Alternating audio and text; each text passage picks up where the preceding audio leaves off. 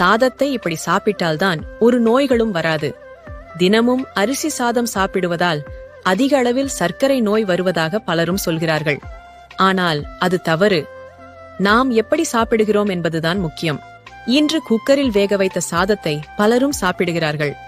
கஞ்சியை வடிக்காமல் சாதம் சாப்பிடுவதால் தான் நீரிழிவு ஏற்படுகிறது.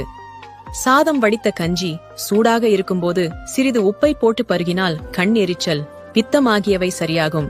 ஆனால் கஞ்சியை ஆறிப்போய் குடித்தால் வாயுவை ஏற்படுத்தும். சாதம் உலையில் கொதிக்கும் போதே கஞ்சியை எடுத்து பருகினால் நீர்க்கடுப்பை நீக்கும். கொதிக்க கொதிக்க சாதத்தை சாப்பிடக்கூடாது. சாதத்தை மிதமான சூட்டிலேயே சாப்பிட வேண்டும். ஆனால் சாதத்தை சில்லென்று ஆறிப்போய் சாப்பிட்டால் கீழ்வாதம், மூட்டுவாதத்தை ஏற்படுத்தும்.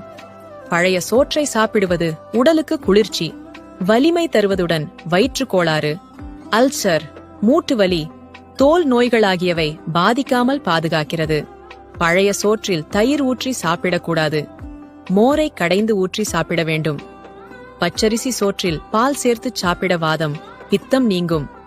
மோர் சாதம் செரிமான கோளாறுகளை நீக்கி வாதம், பித்தத்தை தணிக்கிறது.